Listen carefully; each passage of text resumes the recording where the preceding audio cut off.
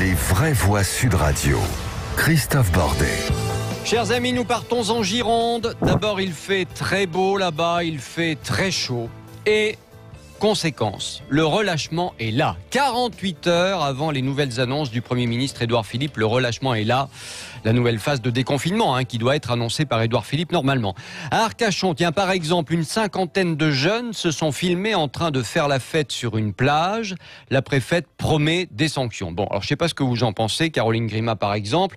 Moi, j'avoue que dans cette affaire, même si la population impliquée donc est jeune, a priori, elle est moins sujette au coronavirus, d'une part. En plus, on est en plein air sur une plage. Et on n'arrête pas de nous dire qu'en plein air, on risque rien. Donc, au bout d'un moment, moi, j'avoue, Caroline, que je n'y comprends plus rien. Je sais pas.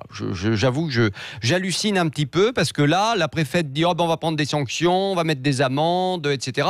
J'entends bien que les réunions de plus de 10 personnes sont interdites, mais est-ce qu'il faut aller jusqu'à donner des amendes parce qu'une cinquantaine de jeunes de 17 à 20 ans étaient en train de faire la fête et de danser? Je sais pas. Vous en pensez quoi, vous? J'ai un peu l'impression que c'est à l'image de tout le reste, c'est-à-dire que c'est un festival de contraintes administratives. Ça va dans tous les sens et ça devient de pire en pire. Et plus ça va, plus on perd en logique. Donc je suis absolument d'accord avec vous. C'est deux poids, deux mesures systématiques. Et encore une fois, on perd en logique. C'est vraiment à y perdre son latin. Oui, c'est à y perdre son latin. Je suis assez d'accord avec vous également. Bref, les restaurateurs en tout cas préparent leur réouverture dans la zone verte et en particulier en Nouvelle-Aquitaine, en particulier en Gironde et à Bordeaux. Pour en parler, Marc Vanneau, fondateur des Bistrots Régent, est avec nous. Bonsoir mon cher Marc, un habitué des vraies voix. Et puis Fabien Robert, premier adjoint à la mairie de Bordeaux. Bonsoir Fabien Robert. Bonsoir. Pourquoi j'ai invité Fabien Robert? Eh bien, parce que la mairie de Bordeaux a décidé de faire une fleur aux restaurateurs en autorisant temporairement l'extension de leur terrasse pour tenter de mieux s'en sortir après plus de 2 mois de confinement. Comment cette extension va se dérouler, Fabien Robert? Bon, écoutez, d'abord, c'est pas tout à fait une fleur. Je crois que quand on vous demande de supprimer une table sur 2, peu ou prou, c'est vrai, pour c'est un problème. Respecter les gestes barrières, la moindre des choses, c'est que la mairie se demande si elle peut compenser en étendant les terrasses. Donc l'autre volonté politique et celle du maire Nicolas Florian, elle est très claire. D'abord, on étend toutes les terrasses qu'on peut étendre et ensuite c'est gratuit puisque les taxes de terrasse ont été supprimées pendant le confinement et elles vont l'être encore pendant pas mal de mois. Il y aura forcément des règles malgré tout. Avec quelques idées simples. Il faut respecter les cheminements des piétons, des personnes handicapées, des poussettes, etc. Il faut respecter le voisinage. On sait qu'une terrasse, surtout en plein été, ça attention peut être au bruit, de nuisance. Puis il y a d'autres règles sanitaires, d'hygiène, etc. Qu'on veillera à faire respecter, mais partout où ce sera possible, on étendra les terrasses. Avec quand même, il faut le dire, une forme d'injustice. Quand vous allez être dans une petite rue sur un petit trottoir... Ah ben voilà, mais je voulais y venir. Voilà. Je voulais y venir parce que quand on est devant la mairie de Bordeaux, c'est vrai que là, il n'y a pas de problème pour étendre les terrasses, bien évidemment. Oui. Devant ce palais magnifique que nous aimons tous. Mais quand on est dans le vieux Bordeaux, par exemple, avec des rues un peu plus étroites, etc., où il n'y a déjà que 2 tables avec 4 pauvres chaises, là, c'est compliqué quand même. Donc, il va y avoir 2 poids et 2 mesures dans cette affaire. Si vous voulez, il y a déjà 2 poids et 2 mesures. Quand vous ouvrez un établissement sur un espace ample, vous pouvez. Quand vous n'avez pas cet espace, vous ne pouvez pas. Donc, c'était un état de fait. Évidemment, ça risque d'être amplifié par les extensions. Cependant, on va faire des dérogations. Par exemple, une petite terrasse un peu décalée à droite ou à gauche de l'établissement, pourquoi pas. Banaliser temporairement une place de stationnement ou 2, pourquoi pas. Donc on va aller plus loin que d'habitude pour essayer d'aider un maximum de restaurateurs. Voilà. Et on fait d'ailleurs ceci en partenariat avec l'UMI, le syndicat, je salue d'ailleurs Marc Vanneau, etc. Voilà, on fait tout ça en bonne intelligence, je crois, avec le secteur local. Bon, on va avoir donc 1 mètre entre les tables, a priori, c'est ce que j'ai compris hier en tout cas, puisqu'on parlait de 4 mètres, maintenant on est sur 1 mètre, ça a été réduit. Mais l'objectif, c'est évidemment de perdre le moins possible de clients pour les restaurateurs après ces 2 mois et demi de confinement. Caroline Grima, grosse envie chez vous de retourner se faire une terrasse au restaurant ou pas? Moi j'ai très envie de retourner au bistrot Régent. Je connais le bistrot Régent d'Andernos-les-Bains. Ah, c'est bien Andernos-les-Bains. J'ai toujours grand plaisir à aller y déjeuner. Bah oui. Ah mais Voilà, on donc mange j'ai bien, très envie on d'y mange bien retourner. chez Marc Vanov, c'est vrai, c'est vrai. Il y a du saumon à la plancha qui est très bien, il y a du canard aussi qui est très bon, des petites salades, des frites maison. Je te fais ta pub, Vanov, mais un truc de dingue. C'est très simple, Ouais. Christophe. C'est simple, vrai mais que c'est bon. La reprise va être compliquée, en effet, parce qu'il y a aussi ceux qui ne pourront pas avoir de terrasse, bien sûr, qui n'en avaient pas avant. Ouais. Et donc, ils ne vont pas être favorisés, parce que comme on aide encore les terrasses, ceux qui ne sont pas aidés d'habitude, ils vont encore moins être aidés là, parce que les gens vont avoir du mal à rentrer dans des petits espaces. Je parle surtout pour les petits restaurateurs, ceux qui n'ont pas de gros moyens financiers. Ouais. Ça va être très compliqué pour eux, c'est clair. Mais cela étant dit, Marc Vanov, par rapport aux terrasses, puisqu'on parle de ça là aujourd'hui, l'extension des terrasses décidée à Bordeaux, j'imagine que tu te dis il faudrait le faire dans toute la France. Mais je crois que c'est toutes les villes. Enfin, moi, j'avais appelé le maire très rapidement au début et je lui avais demandé déjà, mais je crois qu'il y a d'autres villes qui ont pris la mesure et il a été un des premiers. Mais je crois que tout le monde l'a suivi aussi parce que d'abord, ça coûte rien, comme disait Florian Robert. En effet, ça coûte pas grand-chose de provisoirement, on va dire, essayer d'aider les gens. C'est pas comme si on demandait de l'argent à la collectivité.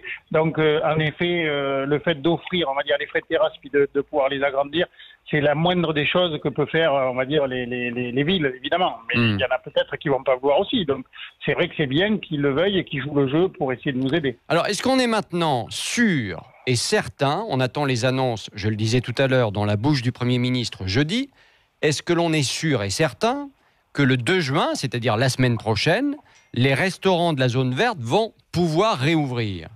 Oui, c'est sûr. Ça, c'est sûr. Oui, mais ce qui est incroyable, c'est qu'il ne nous ait pas donné le protocole sanitaire avant. Pourquoi ? Parce que jeudi, c'est la veille de vendredi. Et après, c'est le week-end de Pentecôte. Si on a des choses à commander, s'ils nous sortent des trucs à commander dont on n'a pas pu prévoir, et puis il y a des choses qu'on a prévues qui ne vont pas servir, c'est quand même incroyable. Ils nous ont fermés à 8h pour minuit. Et là, ils nous rouvrent juste avant un week-end de Pentecôte avec des mesures à appliquer au niveau sanitaire. Et on ne sait pas le détail. Donc, si vous voulez, s'il faut commander quelque chose de spécifique, mais il va y avoir un encombrement chez les fournisseurs, puis on ne sera jamais livré pour mardi matin, puisque c'est le week-end de Pentecôte. Oui. Donc ça, c'est la reproche qu'on leur fait. Et puis, bon, après, on a manqué d'accompagnement, parce qu'il faut savoir que les 3 quarts des restaurants, on n'a rien touché. Oh, mais arrêtez de vous plaindre, Marc. 18 milliards pour le tourisme, dont les restaurants. Mais 18 milliards, c'est des grandes annonces qui comprennent 12 à 13 milliards de chômage partiel. Mais tout le monde a eu chômage partiel, même des entreprises qui n'étaient pas fermées. Non, on a presque rien touché. Ceux qui ont touché 1 500 €. Et après, il a fallu faire des prêts garantis par l'État. Mais il y en a plein, 38%, à qui on les a refusés. Donc, je vous promets que ça va être très compliqué. Il va y avoir entre 20 et 30% de faillites dans le mois à venir. Et avant la fin de l'année, c'est entre 40 et 50%. Donc c'est énorme. Philippe Binger. J'entends comme d'habitude avec plaisir notre ami Marc. Moi, j'ai l'impression que les contraintes administratives étaient utiles, nécessaires, et que évidemment, il faut les appliquer avec prudence et pertinence, mais je vois avec plaisir que le pouvoir, d'une certaine manière, rend un hommage un peu pervers à l'inventivité de nos restaurateurs, parce qu'au fond, il leur donne des licences, des libertés, et il compte sur eux pour faire ça dans l'urgence. Et généralement, il a raison, parce qu'il se débrouille très bien, et je suis sûr que Marc y parviendra avant mardi. Bon, Dorido, est-ce que vous avez envie de retourner au restaurant ? Est-ce que ça vous démange ? Ah oui, bien sûr que j'ai très envie de retourner au restaurant. C'est bien ça. C'est vraiment la convivialité, bien sûr, dont il est très difficile de se passer. Ce confinement a été extrêmement rude pour plein de raisons différentes. Des raisons bien sûr économiques, notre ami restaurateur le rappelait, et effectivement des raisons également sociales, affectives. C'est un vrai manque. Ces jeunes-là qui sont allés faire la fête sur cette plage d'Arcachon rappellent à quel point nous sommes des animaux sociaux et nous avons besoin de convivialité, nous avons besoin de nous retrouver les uns avec les autres, et c'est très difficile. Je pense notamment aux personnes âgées qui n'ont pas vu leurs amis, leurs petits-enfants, qui ont été désocialisés du jour au lendemain. Et il est vraiment urgent de recommencer à se fréquenter les uns les autres pour j'aime bien la solitude. Oui, vous êtes bien le seul. Christophe, juste si je peux me permettre, pour Arcachon, d'abord ils étaient une centaine, mais comprenez une chose, quand c'est rendu officiel et que sur tous les réseaux sociaux et que les politiques sont au courant, ils sont obligés de dire qu'ils vont prendre des sanctions, parce que s'ils disent pas ça, c'est dans la France entière que les gens se rejoignent. Bien sûr. Donc ils vont peut-être pas le faire, mais ils le crient haut et fort pour faire peur à tout le monde. Fabien Robert. Je partage assez l'avis de Marc. En fait, je suis d'accord, on a besoin de se retrouver, on a besoin d'échanger, de retrouver les cafés, les terrasses et les rencontres. Mais il faut un tout petit peu de bon sens et je dirais de patience. L'enjeu, c'est un enjeu de quelques semaines sans doute, parce que dans notre région, ça se passe bien. Dès lors que les cafés et les restaurants seront rouverts, petit à petit, ces rassemblements vont de nouveau pouvoir se tenir. Mais je serais tenté de dire un peu de patience, pas trop de provocation, et on va s'en sortir encore mieux pour le déconfinement. Voilà, alors, c'est ça. J'ai encore une question pour vous, Fabien Robert, et j'ai une question également pour Marc Vanove. Et dans tout ça, il y a Paris. Alors Paris, c'est particulier. Faut-il passer Paris en vert et ne pas attendre la Saint-Glinglin pour ouvrir les restaurants et les terrasses, Marc? Alors moi, je vais vous dire franchement, par rapport au principe de remplissage des hôpitaux et des cliniques, normalement, Paris passe en vert. Là, il devrait l'annoncer. Normalement. Quand on suit les consignes qu'il y avait à respecter pour passer en vert ou être en rouge, normalement, ils sont en vert. Mais donc, attention à ce que l'on ne trouve pas de nouvelles règles, je ne sais lesquelles, jeudi, pour éventuellement faire attendre encore la capitale. C'est pas impossible non plus. Hein. Tout est possible. Je pense qu'ils vont peut-être repousser de 8 jours en leur disant que ça sera le 10 juin, mais je pense qu'il va annoncer qu'ils vont le passer en vert. Je pense, après je ne suis pas à la place du Premier ministre. Est-ce que, tiens, Fabien Robert, est-ce que, à votre avis, pour le tourisme, justement, parce que les restaurants dont on parle par exemple, ils vivent aussi grâce, et beaucoup grâce au tourisme pendant l'été normalement. Est-ce que cette règle des 100 km là, il faut y mettre fin? Écoutez, de mon point de vue, c'est pas une règle tenable très longtemps, évidemment. Mais là encore, on voit bien que 7 jours, c'est à peu près le temps que met à apparaître la maladie, si j'en crois ce que disent un certain nombre de médecins. Ça peut être plus, ça peut être un peu moins, mais ça peut être 7 jours en moyenne. Donc une semaine peut nous permettre de voir apparaître des clusters et des endroits où éventuellement la maladie aurait redémarré. Donc on voit bien l'importance. Entre le 2 juin et le 10 juin, il y a peu de jours. Tous les jours comptent, mais il y a peu de jours à attendre pour une confirmation que, ok, on peut y aller sans risque.